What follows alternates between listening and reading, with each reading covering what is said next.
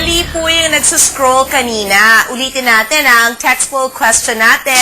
Anong F4 ang mas nakakakilig na grupo? A, F4 ngayon ng Boys Over Flowers. Or, Doon ako. Or B, F4 ng Meteor Garden kung saan si Boy. doon ako. Okay. Bahala ka. Ako yung sa ngayon. Ako gusto ko si Jerry yan. Mas marami pa ang mga kasamahan sa industriya, mga kaibigan. Sumusuporta sa World Vision.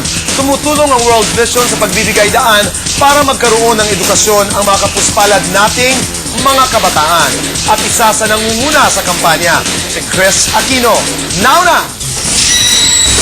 Pinatunayang muli ni Chris ang kanyang likas na pagiging matulungin sa pamamagitan ng pamamahagi ng kanyang mga blessings sa kapwa. At kanina lang sa charity event ng isang soft drink company, nag-donate si Chris ng 100,000 pesos para sa World Vision. Ang laki-laki ng blessings namin sa buhay. So, dapat may ibang mga bata kaming ma-share ng blessings. So, since si Josh magbo-birthday na sa June 4, on his behalf and para sa birthday niya, ima-match ko yung binigay ng Coke Light. Hindi ako nagdalawang isip talaga na pumunta nung inanyayahan ako, especially also because ang ganda ng hangarin nila. Isa-isang sinagot ni Chris ang mga issue tungkol sa kanyang pamilya. Una, ang tungkol sa ibinalik niyang Mother's Day gift ni James Yap para sa kanya. Pinasorry ng mom ko. Sorry Hindi kasi nanonood ang mom ko nun eh. And then she said, ano ba yung shoes na yon? Tapos sabi ko, kinwento ko. Tapos sabi ng mom ko, you ordered it na. Sabi ko, no, about to pa lang. Don't.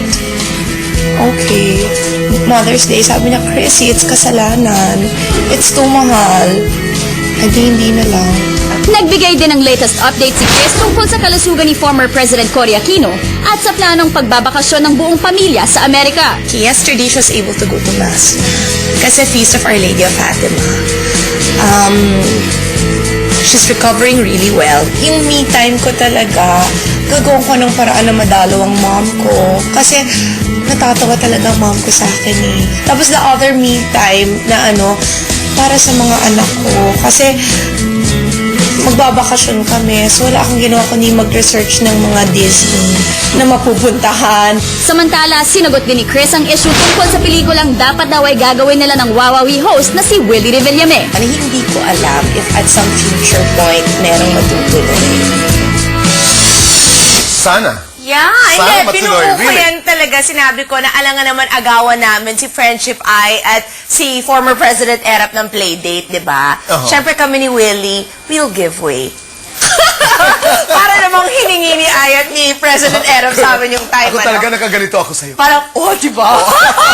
Sandali, I would like to take this opportunity to say thank you so much to Coke Light. Because of them, nadagdagan, I have 70 scholars right now, boy. From Bravo. my pocket going to World Vision to share. And because of them, and because of what happened today, nadagdagan niya ng 24 more scholars. So, almost 100 na bata na ang napapaaral. So, thank you. Bravo. Thank you kay Jaidip Kibe, kay Francine Rivera, Jenna Perez, and of course kay Yas Malyari. Thank you very, very much. Coke, you are my new family. Salamat. May nais lang akong sabihin. Why do we talk about charity? For people to know na with 7,200 pesos every year, may isang bata ka nang napag-aral. At hindi pwede tayong hindi magpakialaman. I think we are at a time in our lives when we're so interconnected with each other and that when we see people on air, on television, for example, talking about what they're doing for the world, parang, di ba, nahihikaya Lahat tayo, Yun. gaganahan tumulong. Okay, Yes. this Sunday na ang pinakahihintay na first part ng wedding special ni na Julian and Ryan. Just a reminder lang po, what you've seen on the teasers at sa lahat ng shows, super small portion pa lang yan ng buong special. Tama ka dyan, Chrissy, dahil sa linggo, mga kaibigan, ang buong wedding and evening reception and all the surprises at revelasyon na di pa napapanood, ipapalabas na. At ngayon, the matron of honor, megastar Sharon Cuneta, share some sweet secrets. Now na! Hindi talaga magtatago ang closeness ni na megastar Sharon Cuneta, Julian Santos. Kaya naman, super excited daw si megastar nang magkapareho ang wedding date ni na Julian at Ryan sa anniversary nilang mag-asawa. Excited na, tuloy pareho lang kami anniversary. Kasi pagpasok sa isip ko, Eh, paano yun? Pag may anniversary something kami, hindi namin maimbita. Dahil anniversary din nila and vice versa. Ikunento rin ni Sharon kung paano siya biglang isinali sa entourage na nag-march sa aisle ng simbahan bilang matron of honor ng bride. Hindi ako ready. Nagkaroon lang ang usapan kasi nga iba yung wedding talaga. Ako naman ang feeling ko basta ito ang dream wedding in July. Because it's really a bride's moment na yun eh. Diba? Ang alam ko hindi talaga ako lalakad. May nagsabi sa akin, ang gusto ko lang is talaga lalakad din ako. So naging tatlo tuloy. Hindi nakarating si Mega sa reception sa Anilao dahil sila naman ni Senator Kiko ang nag-celebrate ng kanilang anniversary. Pero very touched pa rin daw sila sa inihandang surprise mini wedding cake ni na Juday at Ryan para sa kanila. Bonito sa akin. Tapos nakita ko. Oo, parang touch na. Kaya sabi, is excited. Mga kapunta dun sa na-surprise pa naman kami sa pero sabi ko, yung naman ma-surprise yung mga anak namin. Nawala kami. Talagang tatagaytay naman kami. Sunduin pa namin sa Laguna. So, naghihintay yung dalawang bilili. Yung mga touch ako nung nalaman ko yung pala yun. So, yung parang the gesture, it just shows you why we're sisters, why I love her. Hindi naman napigilan ni Sharon ang maging emosyonal nang balikan niya ang huling pag-uusap nila ng sis niyang si Judian bago ito maging Mrs. Ryan Agoncillo. Gusto ko talagang nakita si sis so pumasok ko din sa van na hindi ko shoes, kaya talagang niyakap ko siya. Sabi ko, sis, na-start mo parang alam ko pag let go alam ko pag nag-let go na ako, bagong chapter yung papasigin. Tutukan ang mga kaganapan ng the full details ng Wedding of the Year ni Ryan Agoncillo at Judian Santos.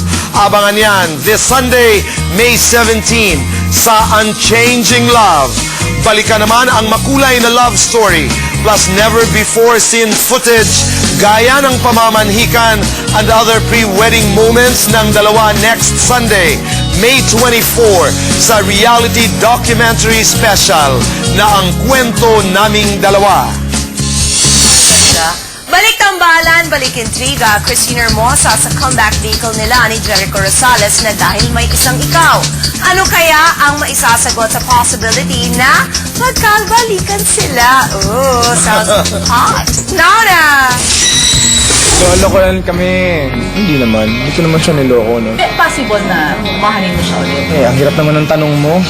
Dahil sa pagbabalik tambalan nila, marami ngayon ang nag-aabang kung may chance bang magkabalikan din ulit sa tunay na buhay sina Jericho Rosales at Christine Hermosa.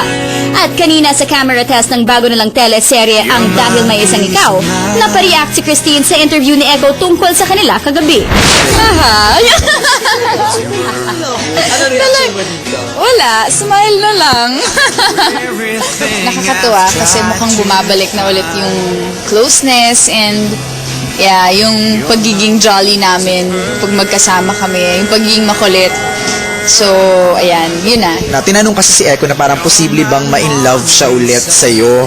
Tapos parang sabi ni Eko, ang hirap yata ng tanong mo. Parang hindi siya nakasagot. Oo, nahirapan siya kasi alam ko na baka ma-in love siya ulit sa akin. Grabe, ano? Hindi. Joke lang po, baka mamaya sabihin ni Jericho, sobra naman ako, ang feeling ko. Sinabi pa niya na mukhang masaya naman si Christine kay Oyo.